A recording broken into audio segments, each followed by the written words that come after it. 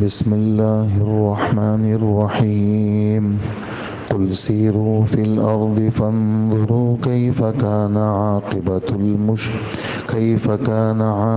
الذين من قبل كان أكثرهم مشركين فأقم وجهك للدين القيم من قبل أن يأتي يوم لا مرد له من الله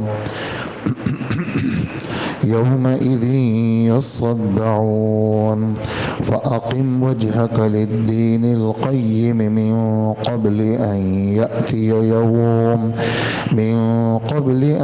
يأتي يوم لا مرد له من الله يومئذ يصدعون من كفر فعليه كفره ومن عمل صالحا فلأنفسهم يمهدون ليجزي الذين آمنوا وعملوا الصالحات من فضله إنه لا يحب الكافرين صدق اللہ العظیم۔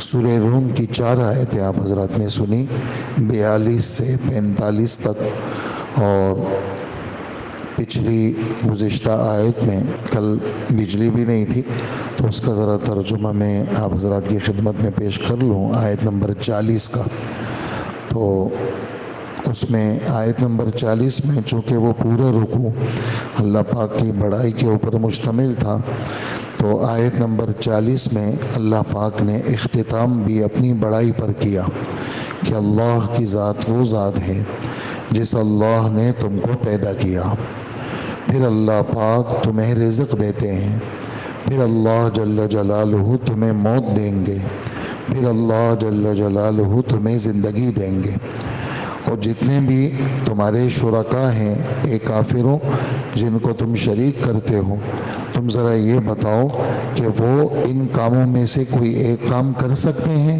یعنی نہیں کر سکتے؟ پیدا کرنا یہ بھی اللہ کا کام، روزی دینا یہ بھی اللہ کا کام، اور موت دینا یہ بھی اللہ کا کام، اور زندگی دینا یہ بھی اللہ کا کام۔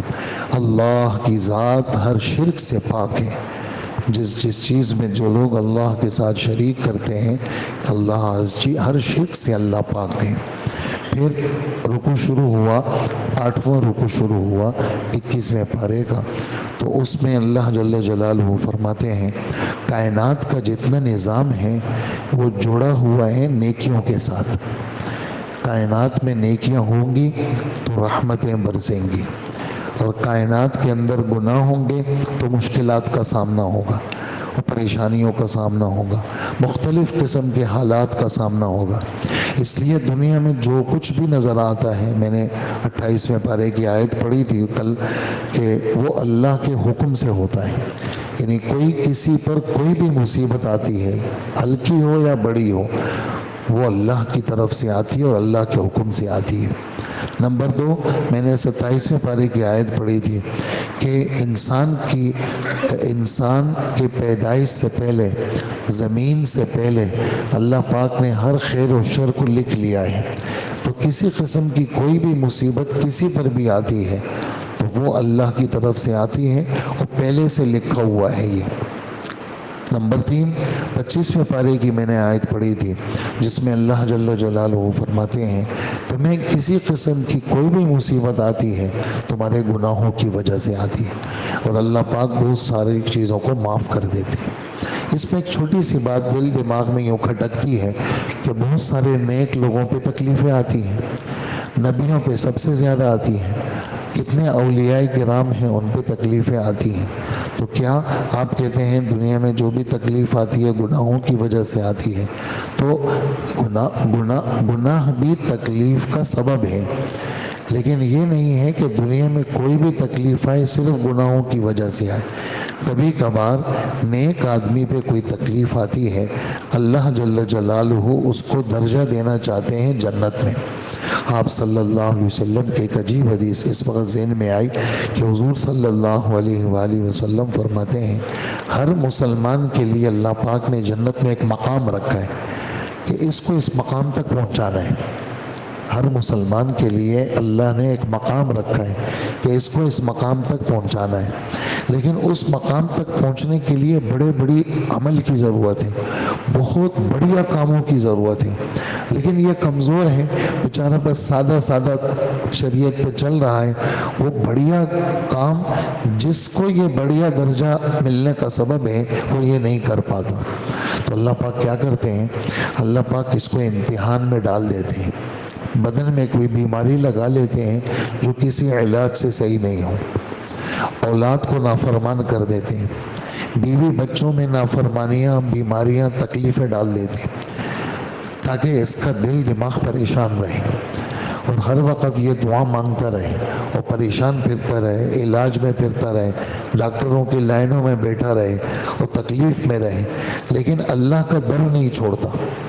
یہ نیک اور بد کا گزشتہ کل میں نے فرق بتایا تھا کہ تکلیفیں تو اچھوں پہ بھی آتی ہیں اور تکلیفیں تو بوڑھوں پہ بھی آتی ہیں، تو یہ کیسے پتہ چلے گا کہ یہ آدمی مقبول بنتا ہے اور یہ آدمی مردود بنتا ہے، یہ کیسے پتہ چلے گا؟ تو کہا کہ مقبول بندے کی علامت یہ ہوتی ہے کہ وہ خدا کا در نہیں چھوڑتا، جتنا اس پہ حال آتا ہے اتنا وہ رونے لگتا ہے، اتنا وہ نیکیوں میں آگے بڑھتا ہے، اتنا اللہ کی محبت میں اور بڑھتا ہے، اس کی زبان پہ شکایت نہیں آتی، وہ یہ نہیں کہتا اللہ میں ہی ملا ہوں آپ کو، ہاں فلانا فلانا فلانا مجھ سے زیادہ گناہ گار ہیں، ان کو تو آپ نے کچھ نہیں کہا، مجھے نہیں ملا ہوں آپ کو، ایسا نہیں کرتا یہ۔ اس کے مد مقابل جو فاسق فاجر ہو، اس کا خدا سے کوئی تعلق نہ ہو، اس پہ کوئی آتی ہے تکلیف تو وہ واویلا کرنے لگتا ہے اور مختلف قسم کی حرکتیں کرتا ہے اور اللہ پاک سے شکایتیں کرتا ہے۔ یہ دونوں رخ میں نے کل اشارہ دیا تھا قرآن پاک میں موجود ہیں، 25ویں پارے کے پہلے صفحے میں ہے، 11ویں پارے کے اندر ہیں، 12ویں پارے کے پہلے صفحے میں ہے، مختلف جگہوں پہ انسانی اس مزاج کو ہمارے رب نے نقل کیا ہے۔ تو یہ باتیں گزشتہ کل کے اسی 40 نمبر آیت کے ساتھ آپ کی خدمت میں پیش ہوئی۔ تو اس میں یہ ہے کہ آج کا جو سبق ہے اس میں اللہ پاک فرماتے ہیں کہ دنیا کے اندر تمہیں اس بات کی اگر تصدیق چاہیے ہو کہ کائنات کے اندر کسی قسم کا حال جو آیا ہے اور لوگوں کے گھروں کے کھنڈر بن گئے ہیں، زلزلوں کی صورت میں، سیلابوں کی صورت میں، طوفانوں کی صورت میں، تو ذرا چلو پھرو جا کر کے دیکھ لو دنیا کے اندر کہ ان کا انجام کیسے ہوا۔ اکثر ان میں مشرکین تھے، حالانکہ اور بھی گناہ کرتے تھے۔ یہ مشرک کا ذکر کیوں کیا؟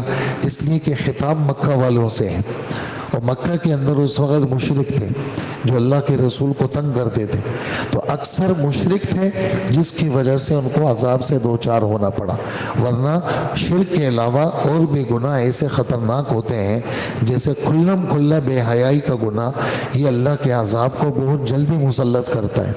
کھلم کھلا جب بے حیائی ہوتی ہے تو اس میں اللہ کا عذاب جلدی آتا ہے، اور اللہ جل جلالہ کو آسمانوں میں غیرت آتی ہے اور معاملات خراب کر دیتے ہیں۔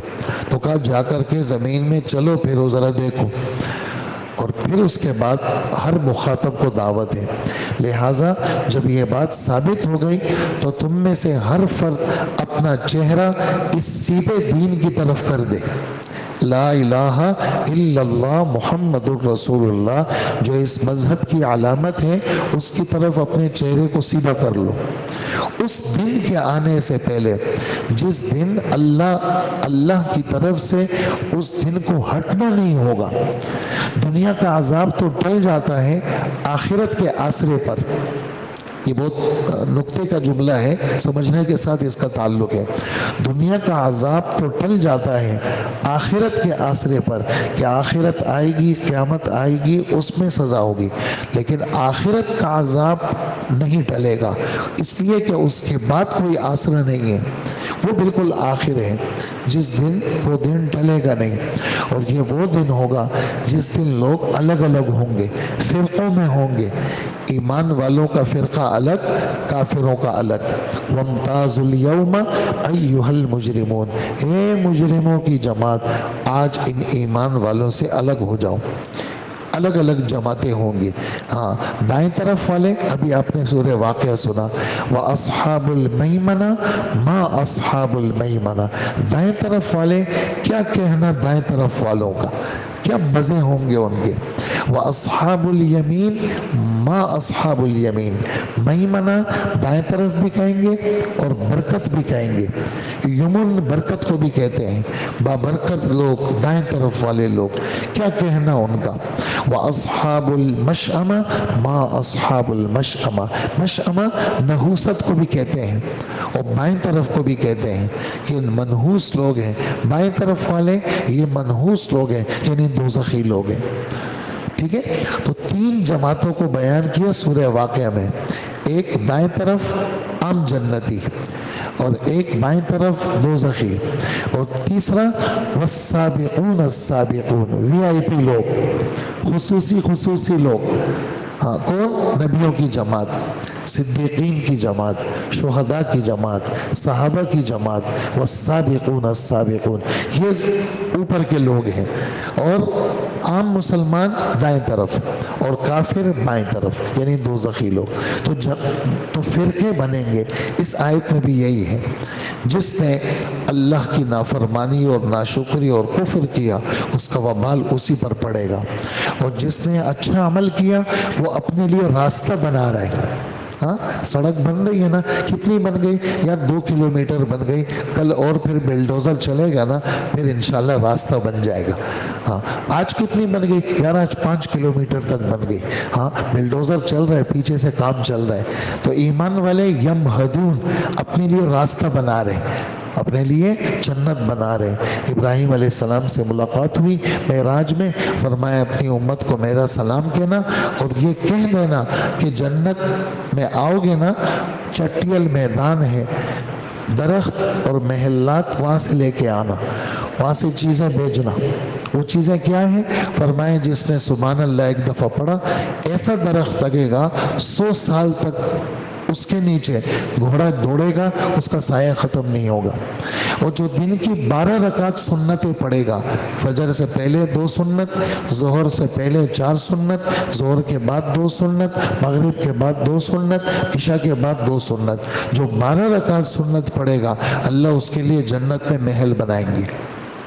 جنت میں جو رات کو, جمعے کی رات کو سورہ دخان پڑھے گا, جنت میں اس کے لیے محل بنے گا.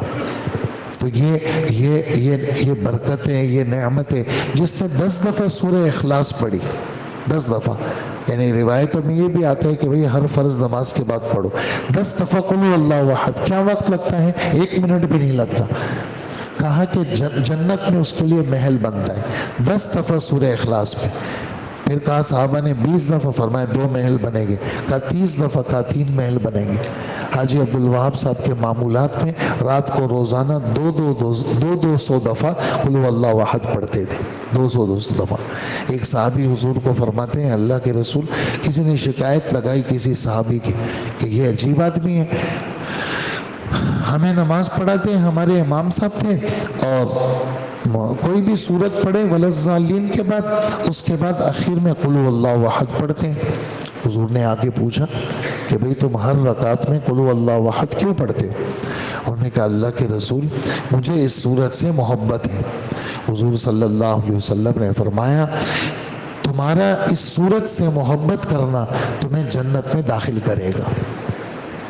تو یہ چھوٹی چھوٹی چیزیں ہیں, یہ آدمی کو کیا کرتی ہے؟ راستہ بنا رہے ہیں. ہاں جیسے میں نے سڑک کی مثال دی, جیسے آدمی اپنا کاروبار کی سیٹنگ کرتے ہوئے میں گھر بنا رہا ہوں, یار میں کپڑے بنا رہا ہوں, یا میں گاڑی بنا رہا ہوں. کیا گاڑی بن رہی ہے بھائی؟ ہاں مہینے کا کام ہے اور بن جائے گی گاڑی. گھر بن رہا ہے بھائی, ہاں الیکٹریشین آ چکا ہے, وہ وائرنگ کر رہے ہیں جناب. تو ایمان والے کیا کر رہے ہیں؟ روزانہ جنت کا راستہ بنا رہے ہیں. اللہ پاک ہمیں بھی نصیب فرمائے. اور کل قیامت کے دن ایمان اور عمل والوں کو اپنے فضل سے بدلہ دیں گے, اور کافروں کو کیا ملے گا؟ کچھ بھی نہیں ملے گا. اللہ پاک کافروں سے محبت نہیں کرتے. یہ ان آیتوں کا خلاصہ ہے. ترجمہ سن لیجئے. اللہ پاک فرماتے ہیں اے اے پیغمبر ان سے کہہ دیجئے زمین میں چل پھر کر دیکھ لو، جو لوگ پہلے گزرے ہیں ان کا انجام کیسے ہوا، ان میں سے اکثر مشرک تھے، لہذا تم اپنا رخ سیدھے دین کی طرف رکھ لو قبل اس کے کہ وہ دن آئے جس کے ٹلنے کا اللہ کی طرف سے کوئی امکان نہیں، اور اس دن لوگ الگ الگ ہو جائیں گے، الگ الگ جماعتوں میں، الگ الگ فرقوں میں ہو جائیں گے، جس نے کفر کیا اس کا کفر اسی پر پڑے گا، اور جن لوگوں نے نیک عمل کیا وہ اپنے لیے جنت کا راستہ بنا رہے ہیں۔ نتیجہ یہ ہے کہ اللہ ان لوگوں کو اپنے فضل سے اچھا بدلہ دیں گے جو ایمان لائے ہیں اور انہوں نے نیک عمل کیے ہیں۔ یقیناً اللہ کافروں کو پسند نہیں کرتا۔ اللہ پاک ہمیں عمل کی توفیق عطا فرمائے۔